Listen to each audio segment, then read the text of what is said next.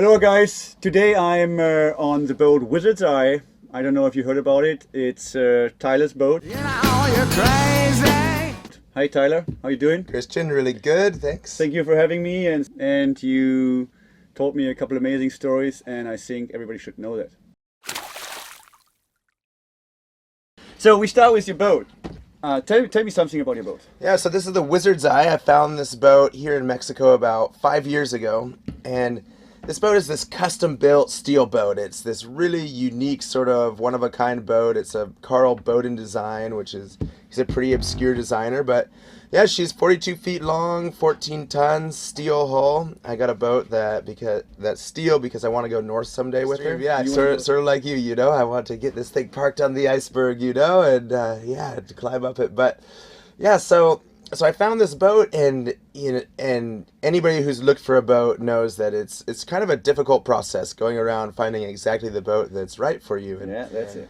and I came across this boat in a shipyard over in San Carlos, and immediately knew that this was the boat, and I've spent the last 5 years sailing her around the world. Welcome to the Wizard's Eye, everybody. This is the salon area. We have the V-berth up front, totally stacked with gear and toys. We have the bathroom here to the left. It gets used sometimes. One of my finest crew members, Timothy Morris here. Howdy, howdy, howdy, viewers. We have the kitchen here, very simple. I've had to hook up my emergency stove for the first time the other day, but engine is under here. And come on back, I'll show you the captain's quarters. All right, here we are in the captain's quarters. We got a bunk here.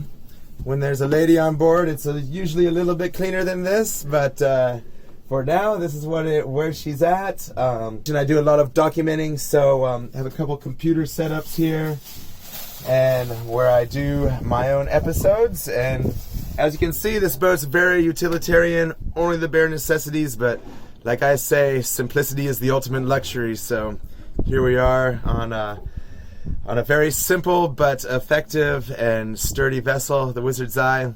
Thanks for taking the tour.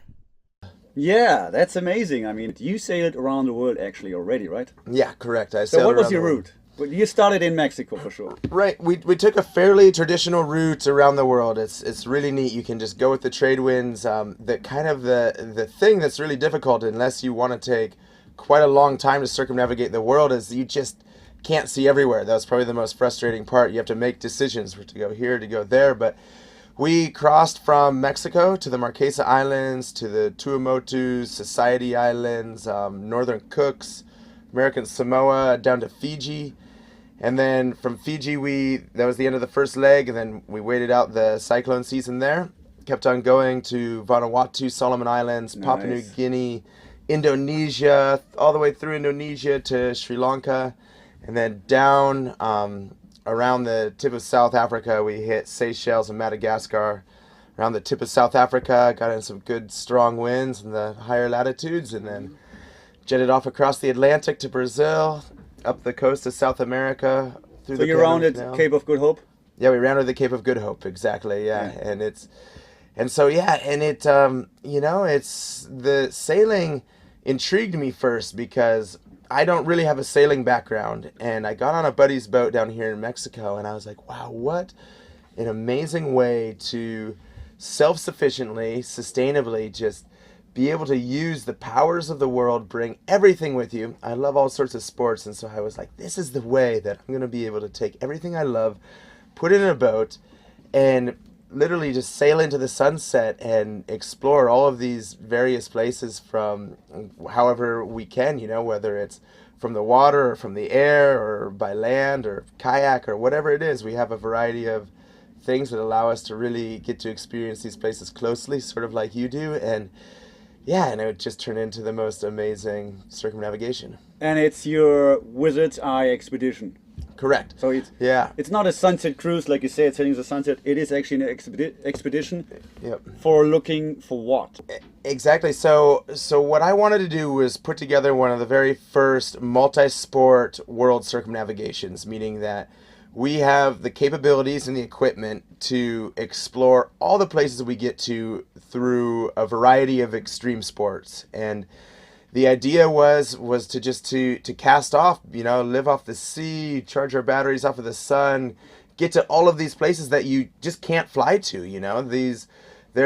Sailing opens up this amazing part of the world that's almost inaccessible by any other means. And so unless you can sail, unless you can use the winds, unless you can go places far beyond where there's airports or where a tank of gas will take you, you almost have to be on a sailboat. And so for me, it was just the perfect way to not only be able to do everything that I love to do, but also broaden my horizons, see places that I would never get to see otherwise, and to really test myself against some of the most powerful forces in the planet, which is, of course, the ocean and all of the weather that's associated with the ocean. It surely is.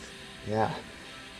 So yeah, the impetus of the mission was just to set off on what I saw as my wildest dream. And this boat is not a yacht. I get on your boat and I get really jealous. I'm just like, wow, this is so comfy. This is beautiful. But the Wizard's Eye is very much an expedition vessel. It's just rigged for storage, bunks for the crew, the necessities to be able to cross oceans safely, be away from any sort of civilization for however long we want, and a deck full of equipment, of toys. A deck full of equipment and toys for boys. Toys for boys. Probably a couple tons more toys that I need. But yeah, no. And this girl is just taking it all very beautifully. She's put up with at first my inexperience in sailing, and has. I think that one of the key successes to this entire expedition was the Wizard's Eye herself. So with all these miles in your background, what was, I know it's a kind of tricky question. People ask me that all the time. What was the most intense moment you had on Wizard Eye?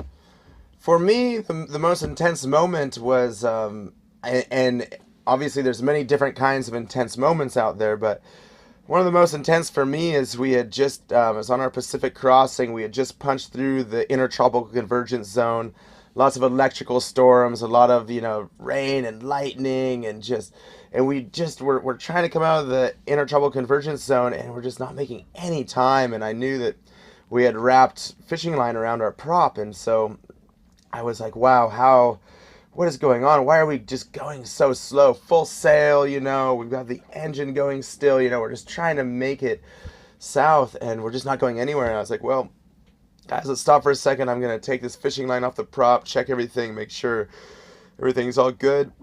And I was down there clearing line off of the prop and came up to get some tools from my crew member, and a Portuguese man-o-war wrapped around my arm. Oh. And I went into anaphylactic shock, actually. I haven't ever had an allergic reaction to anything in my life, and I went into anaphylactic shock, wasn't breathing as I got up into the cockpit, and was just, throat started seizing. You're in the middle of the Pacific. There's nothing that anybody can do for you out there. And that was one of the most intense moments.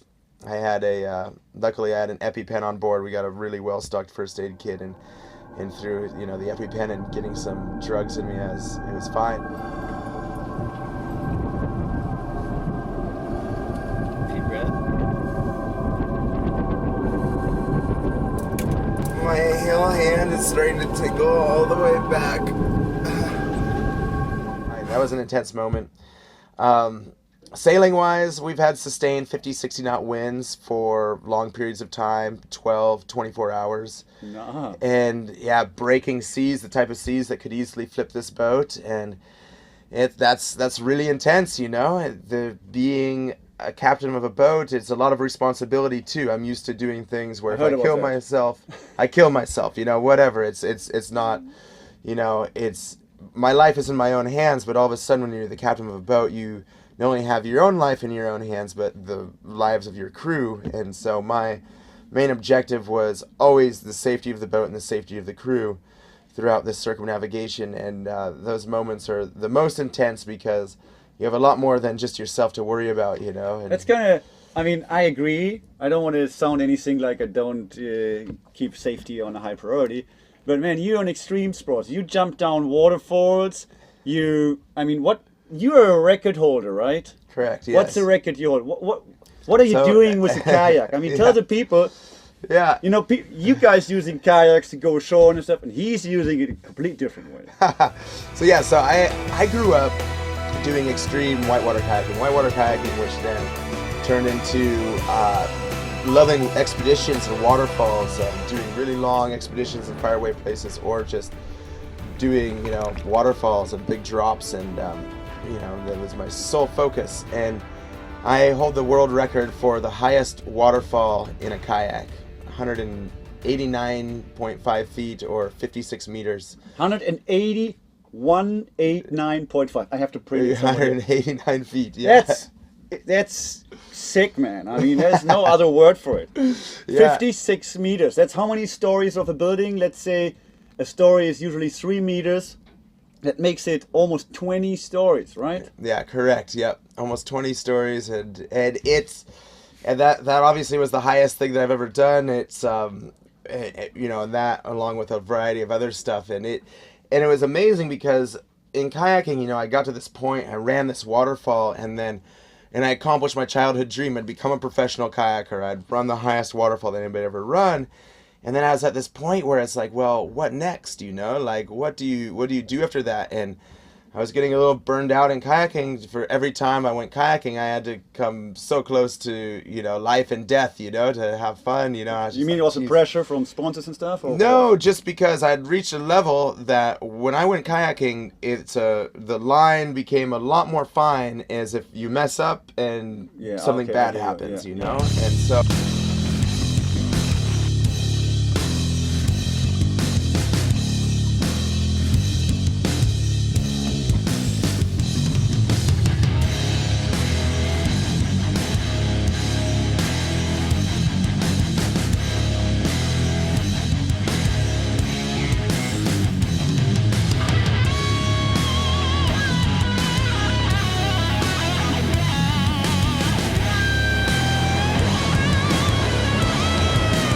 Oh shit.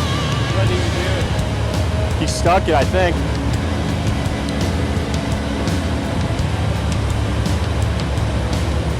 He's good to go!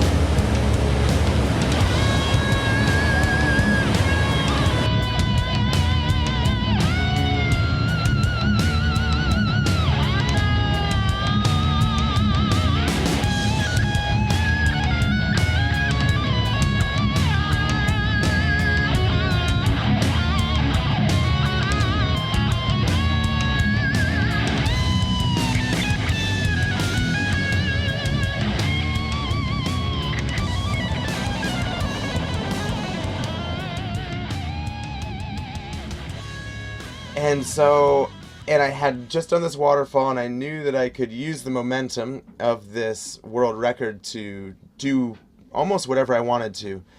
And so I decided that I wanted to do this trip. I wanted to sail around the world. I wanted to, just go and live what I saw as the rawest, wildest adventure. And so it's really neat because that world record actually was a big enabling factor for me to be able to get this boat and set off on an around the world adventure. So it was worth. It was worth it. Yeah, I mean, it was amazing. Yeah. But we started talking about safety. What safety do you have jumping down a waterfall? I mean, you in your kayak, of course, you probably have a life vest and a helmet and stuff like this. Correct. But I know waterfalls, and they are, tumbling water. There's turbulences, and they can keep you down there trapped.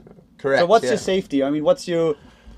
Well, I guess your safety is, safety in your equipment, but just safety as well, and just experience. I had done so many waterfalls. I was able to look at this waterfall, realize that there wasn't anything that was necessarily going to trap me for long enough that I might drown. It's such a huge waterfall that there's actually not a hydraulic at the bottom of it. That all the water's flushing out away from it.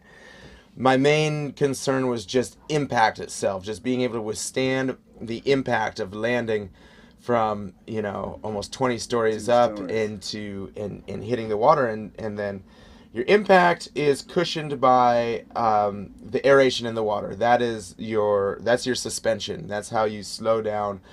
You mean the water particles in the water, the mist? Yeah, it's just all the little bubbles in the water. It breaks all the surface tension, and it allows you to penetrate the water a little bit better than just green flat water. You would die immediately if you landed into that, So we were doing studies. I have a friend who's an amazing physicist, went on to work for NASA, and we were doing impact forces studies off of a waterfall where I was taking an accelerometer and we were measuring impact forces off of a waterfall. And we actually calculated out that the highest waterfall that might be possible to survive would be right around this height. And so a lot of study, just a lot of experience running waterfalls went into running that thing. But yeah, of course, you go way out on the limb when you do something like that. You can't ever know for certain. And so living on the edge. Yeah, very much living on the edge. And for me, I love water. I spent my life in water, but I had never been on the ocean before. And so a lot of this trip as well was to feel the power of the ocean and experience one of the other great forces of water on this planet, which is, the vast majority of the planet is covered by the oceans. The oceans are what bring life to this planet in general. It is. And for me, on a very much deeper level, being able to connect with that force of the planet was something meaningful and important for me to do. And whatever it was, I just had this desire to go out and go sailing and circumnavigate the world. And there was a lot of moments where I was like, wow, what have I gotten myself into? You have this idea, this romantic vision, just sailing, and then you realize all the realities of it starts catching up on you. You're like, wow, man, there's so much work maintaining a boat. You have to become self-sufficient in every single aspect of running a boat. You got to fix it. You have to fix it. And then the other thing that was really crazy was just how slow sailboats go, it's and you start doing the math and you're like, wow, okay, I'm gonna sail around 40,000 miles at 5 miles an hour. You start doing some simple math and you realize I'm not there for dinner. I'm not gonna be home for dinner. And not for Thanksgiving and skip Christmas as well. Exactly, but I'm incredibly stubborn. If I say I'm gonna do something, I'll do it. And this was just the ultimate test of that. And so now the world circumnavigation is over, and I have luckily crossed paths with you on my way back north to the United States. I'm bringing the boat up to the Northwest where I live to have her there and eventually get her ready for another expedition to the far north. The far north. To the maybe to the Northwest Passage, where hopefully I'll see you again, Christian. Oh yeah, I'm probably a little after you there because I have some other destinations to explore before us. But that's definitely on my list one day for sure. Yeah. So, I'm doing some extreme sports as well, if you consider kite surfing and stuff like this. But I do it on a medium level, windsurfing, kite surfing. What is the last thought in your brain, or what was the last thought? The final push down the waterfall. The line of no return. For me, the most difficult part of anything is getting to that line of no return. I skydive as well, and always the craziest part of anything is right at that moment, where you step out of the door of the plane, where you reach that line, you make the commitment and you make that push, and you reach this line of logical thinking to reactive, intuitive processes that you've ingrained in yourself at that point. And so it's this very much, it's this fight or flight response that's triggered in your brain anytime that you're in a situation of great danger. Everything, everything slows down a little bit, you're hyper focused solely on everything that you have to do, because if you don't do it right, you could potentially die, And so I reached this point of being like, okay, is this a good idea? Is this a good idea? Then you reach the point of no return, and it's pure focus. And I think that one of the best things that you can do as an extreme sports athlete is, number one, make good decisions. That's how you stay alive. Should you do something or should you not do something? It applies for your whole life. Yeah, it applies for your whole life. And then once you've made that decision, to be able to take everything and put it aside and focus exactly what's going on. You make decisions and reactions intuitively, not emotionally or rationally. At that point, you're just purely going on everything that you've built up in yourself to do it at that point. Exactly. So be honest. To come to this point, did you cancel one attempt? you jumped some smaller waterfalls before, for Yeah. sure, and all the stuff. And you're the third highest. You're actually a double record holder, right? Yep, You broke correct. your own record. Yep, exactly. But you know, that's the progress coming there. Yep. To do the big one, or one of the big ones, did you cancel one attempt? Like you said, you came to this line and said, "Oh no, stop! Something feels wrong. Whatever. I pull the Yep. cord out of here." For sure, of course, yeah, always. I think that the most important thing, and I've really gotten messed up by not doing this, but you really have to rely on your gut feeling. Trust your intuition and be able to read your intuition very, very clearly, because that's what's keeping you safe. Beyond whatever rational thinking and thought processes that are going on in your mind, it's sort of this gut feeling that you have if you know if something's good or if it's not good. And I haven't done it often where I've gotten in my kayak to go and run a waterfall, gotten in the water ready to go, and just not had a good feeling. Usually I can look at a waterfall and I say either I can do this or I don't want to do this, and I'll not do it, carry my boat around to the other side, or I'll go and do it. And a couple of times, of course, I've just had a bad feeling.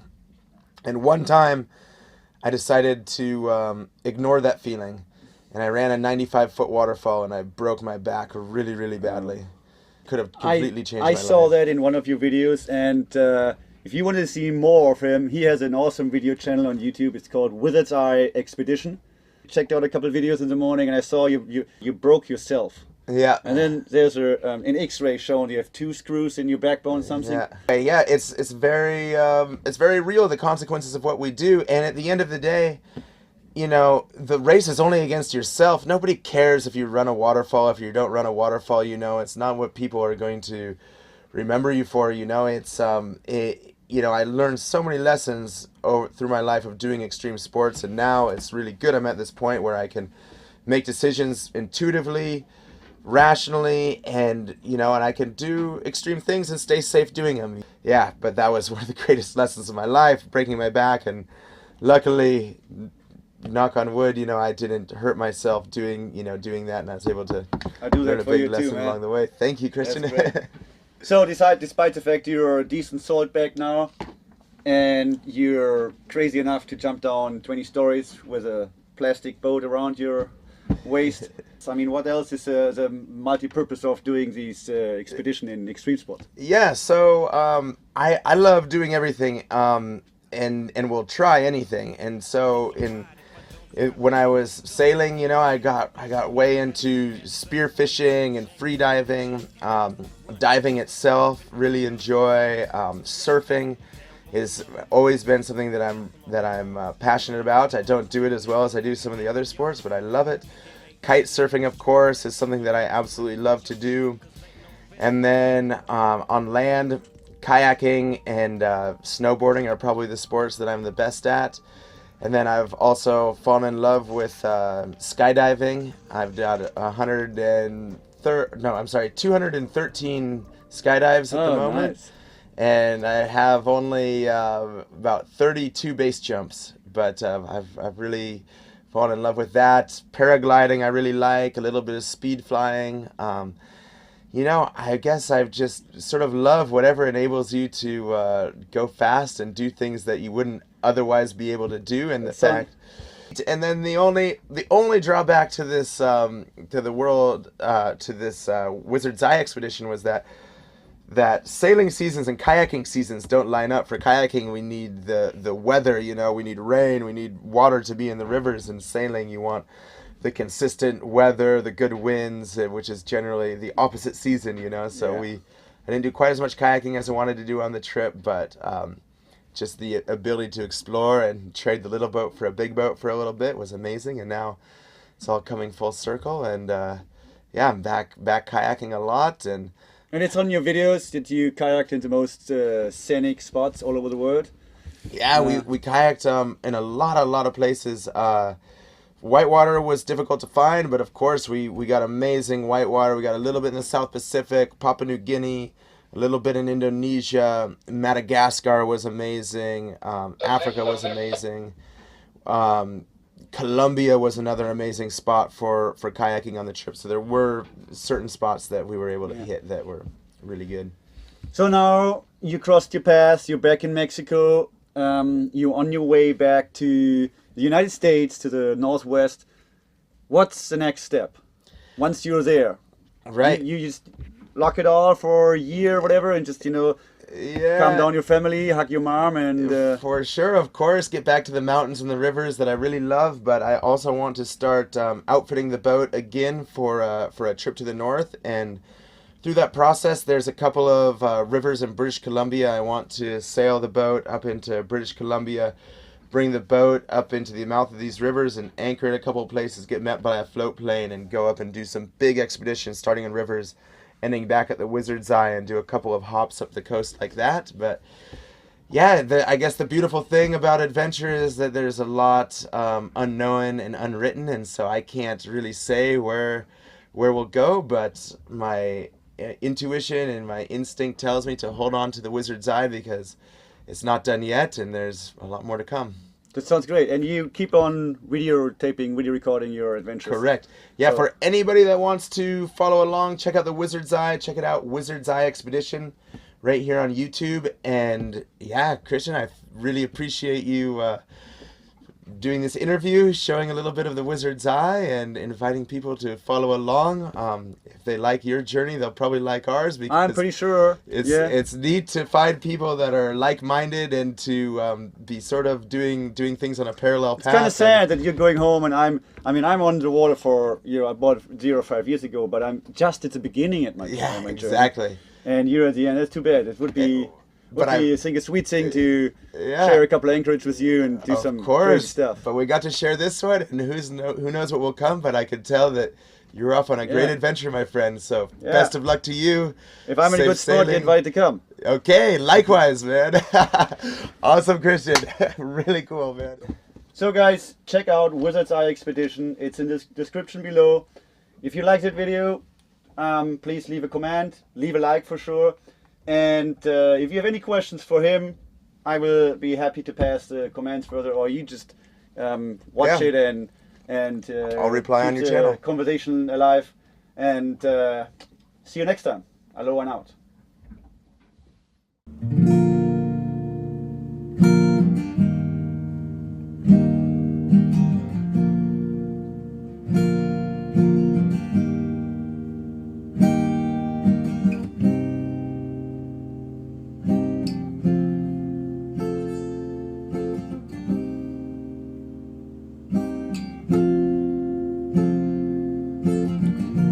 On the ocean, far away from home, out in the ocean, doesn't feel alone. It's just me and my boat. It's just me and my boat. Man. So one more question. Yes. And be honest about it. A quick answer. Yes. If anybody breaks your record, are you going higher? Trying to No. get it back? No, I'm not going higher. That You're was not going it for higher? me. I'm getting too old. Waterfalls are a young man's game. So, Thank you very much, man. Yeah. Thanks, Christian. Awesome. Cheers.